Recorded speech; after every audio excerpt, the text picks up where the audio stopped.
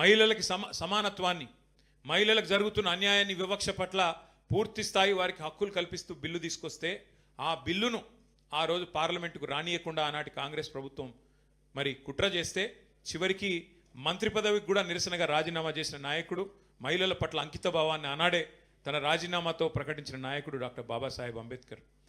కాంగ్రెస్ ప్రభుత్వం ఉన్నంత కాలం భారతదేశంలో అటు నెహ్రూ గారు, తర్వాత ఇందిరాగాంధీ గారు, ఆ తర్వాత రాజీవ్ గాంధీ గారు బాబాసాహెబ్కు భారతరత్న మాత్రం ఇవ్వలేదు. చివరికి కాంగ్రెసేతర ప్రభుత్వం వస్తేనే బాబాసాహెబ్ కూడా భారతరత్న వచ్చింది. భారతరత్న చాలా దూరం, ఆఖరికి పార్లమెంట్ సెంట్రల్ హాల్లో కూడా బాబాసాహెబ్కి ఒక ఫోటో కూడా పెట్టలేదు కాంగ్రెస్ ప్రభుత్వం. అది వారికి మరి బాబాసాహెబ్ మీద ఉన్న గౌరవం. ఇవాళ మాట్లాడుతున్నారు పెద్ద పెద్ద మాటలు. ఇంతకుముందు మా ఈశ్వర్ గారు కరెక్ట్గా అడిగినారు. ఆ బాబాసాహెబ్ పేరును రాజకీయంగా వాడుకోవడం కోసం కేసీఆర్ గారు దళిత బంధు పెట్టి 10 లక్షలు ఇస్తే మేము 12 లక్షలు ఇస్తామని చెప్పి ఆ స్కీమ్కు అంబేద్కర్ అభయాస్తం అని పేరు పెట్టినారు. ఇలా మహానుభావుని మళ్ళీ ఒక్కసారి ఆ స్కీమ్ పేరు పెట్టి మళ్ళీ అవమానించి, అమలు చేయకుండా అవమానించి దళితులను, దళితులతో పాటుగా మరి బాబాసాహెబ్ని కూడా అవమానించింది కాంగ్రెస్ ప్రభుత్వం. ఇక మన నాయకుడు కేసీఆర్ గారు చేసింది పెద్దలంతా చెప్పినారు. 1000 గురుకుల పాఠశాలలు పెట్టడం మాత్రమే కాదు, దళిత బంధు లాంటి ఒక విప్లవాత్మకమైన కార్యక్రమాన్ని, దళితుల జీవితాలను శాశ్వతంగా మరి మార్చివేసే పథకాన్ని తీసుకొని రావడమే కాదు, ఒక విప్లవాత్మకమైన పథకం అది. దళిత బంధు లాంటి పథకం తేవాలంటే, రైతు బంధు లాంటి పథకం తేవాలి అంటే నాయకుడికి కలేజా ఉండాలి. ఆ కలేజా ఉన్న నాయకుడు మన కేసీఆర్ గారు. నార్మల్ నాయకులతో కావు ఇట్లాంటి ఆలోచనలు.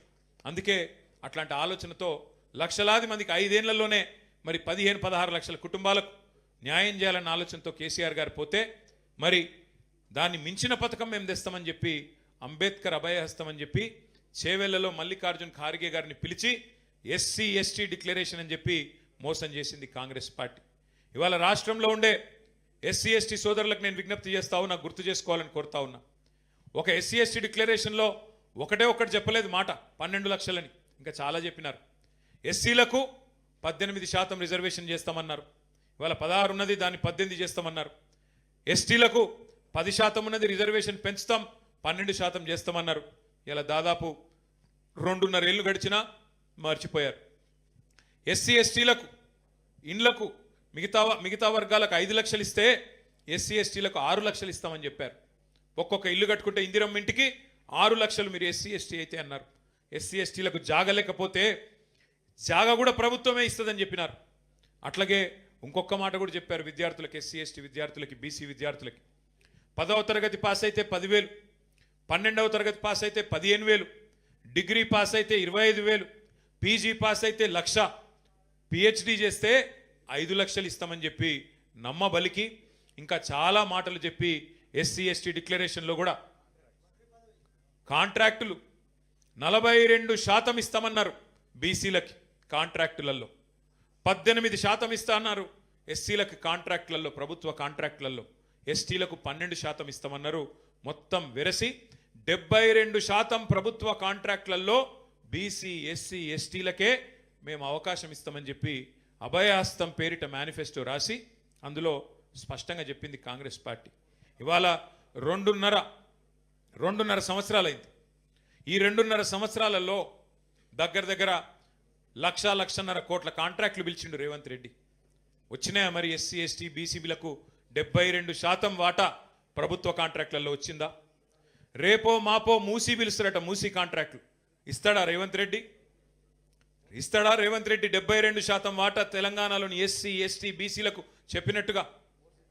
అంటే 1 కాదు 2 కాదు, ఎన్ని రకాల వంచన అంటే ఆనాడు కేసీఆర్ గారు అంబేద్కర్ ఓవర్సీస్ స్కాలర్షిప్ పేరిట 20 లక్షల రూపాయలు మన పిల్లలకి ఆనాడిస్తే, మౌలానా అబుల్ కలాం ఆజాద్ పేరిట మైనారిటీ పిల్లలకు స్కాలర్షిప్లు ఇస్తే, మహాత్మా జ్యోతిబా ఫూలే పేరిట ఓవర్సీస్ స్కాలర్షిప్లు 20 లక్షల రూపాయలు ఇస్తే, అట్లాగే స్వామి వివేకానంద పేరిట అగ్రవర్ణాల్లో ఉండే పేదలకు కూడా ఆనాడు కేసీఆర్ గారు ఓవర్సీస్ స్కాలర్షిప్ పెట్టి 7,000 మంది పిల్లల్ని విదేశాల్లో విద్యకు పంపితే ఏమన్నాడు రేవంత్ రెడ్డి గారు?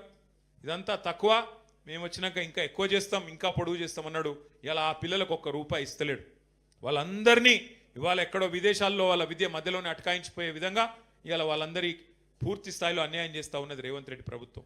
ఇదంతా ఎందుకు గుర్తు చేస్తూ ఉన్నా అంటే, మన సోదరులు ఎవరు మాట్లాడినా ఈ మధ్యకాలంలో 6 గ్యారెంటీల గురించే మాట్లాడుతున్నారు. కానీ మనం కూడా ఖచ్చితంగా అందరినీ అలర్ట్ చేయాల్సిన అవసరం ఉంది.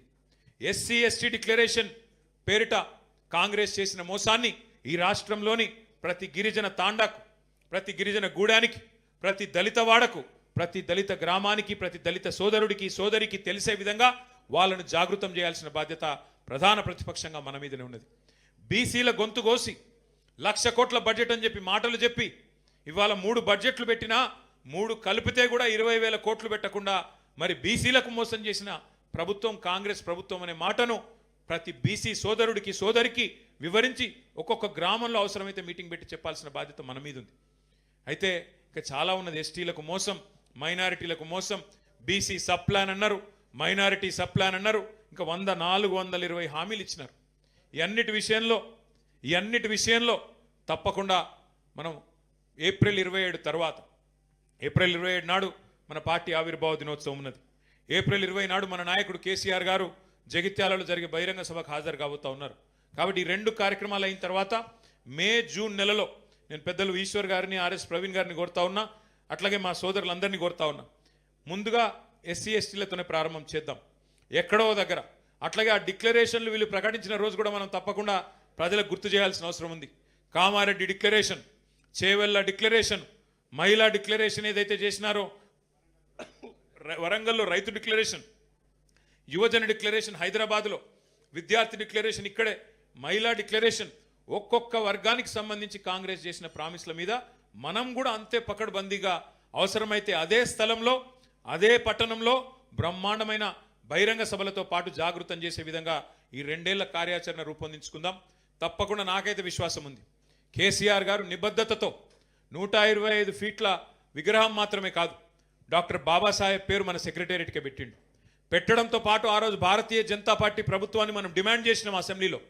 అయ్యా మేము కొత్త సచివాలయం కట్టి అంబేద్కర్ గారి పేరు పెట్టుకున్నాం, మీరు పార్లమెంట్ కడుతున్నారు, కొత్త పార్లమెంటు భవనం, ఆ పార్లమెంటు భవనానికి కూడా ఖచ్చితంగా డాక్టర్ బాబాసాహెబ్ పేరు పెట్టాలి అని ఆ రోజు తీర్మానం చేసింది కేసీఆర్ ప్రభుత్వం. పార్టీగా కాదు, ప్రభుత్వంగానే శాసనసభలో తీర్మానం చేసి పంపినాం. ఇలా నిజంగానే భారతీయ జనతా పార్టీకి కూడా ఈషన్ మాత్రం గౌరవం ఉన్నా వారు స్పందించేటోళ్ళు, నిజంగా కాంగ్రెస్ పార్టీకి అనుమాత్రం గౌరవం ఉన్నా వారు కూడా పార్లమెంట్లో ప్రస్తావించేటోళ్ళు.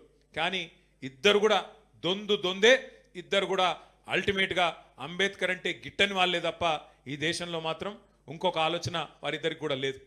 ఇంకొక మాట కూడా మనం ఈ సందర్భంగా గుర్తు చేసుకోవాలి. డాక్టర్ బాబాసాహెబ్ని కొందరి వాడుగా చిత్రీకరించే కొంత ప్రయత్నం. ఒకటి మాత్రం పక్కా, మనిషి పుట్టిన 5 నిమిషాలకి పుట్టేది కులం. నువ్వు ఏ కులంలో పుడతావు నీకు తెలియదు. పుట్టిన 5 నిమిషాలకి నువ్వు ఫలానా కులం, ఫలానా మతం, ఫలానా దేశం అని, ఫలానా రాష్ట్రం 5 నిమిషాల తర్వాత ఖరారైతుంది. ఇక వాటి గురించి జీవితం అంతా సచ్చదాకా కొట్లాడుకుండే. నీ కులమేంది, నీ మతమేంది, నీ దేశమేంది, నీ ప్రాంతమేంది, దాని గురించి మళ్ళీ సచ్చదాకా. మనిషి పుట్టినాక 5 నిమిషాలకు పుట్టే కొన్ని విషయాలను పట్టుకొని జీవితాంతం తనలాడే పరిస్థితి. కానీ మనందరం గర్వంగా ఒక మాట మాత్రం చెప్పుకోవాలి. ఆనాడు ఈ రోజు అంటే చాలామంది మన పిల్లలు విదేశాల్లో చదువుతున్నారు, కానీ ఆ రోజు విదేశాలకు పోవడమే కష్టతరమైన రోజుల్లో. అందులో భారతదేశంలో ఉండే కులతత్వం, భారతదేశంలో ఉండే కులస్వామ్యంలో ఆ రోజుల్లో ఆనాడు డాక్టర్ బాబాసాహెబ్ అంబేద్కర్ గారు 110 సంవత్సరాల కిందట లండన్ స్కూల్ ఆఫ్ ఎకనామిక్స్లో చదువుకున్నాడు. కొలంబియా యూనివర్సిటీకి పోయి పిహెచ్డి చేసినాడు. అట్లాంటి విశ్వమానవుడిని ఎవరైనా తక్కువ చేసి మాట్లాడితే మనందరం ఒకటే గొంతుతో ఒకటే మాట చెప్పాలి. ఈ దేశంలో మహాత్మా గాంధీ ఎంత గొప్పవాడో, మహాత్మా గాంధీ ఎట్లా అందరివాడో, అంబేద్కర్ కూడా ఖచ్చితంగా అందరివాడే. అంబేద్కర్ కొందరివాడు కాదు. ఈ దేశంలో రాజ్యాంగాన్ని ఇచ్చిన నాయకుడు, ఈ దేశంలో అణగారిన వర్గాలకు గొంతిచ్చిన నాయకుడు, మహిళలకు ఓటు హక్కిచ్చిన నాయకుడు,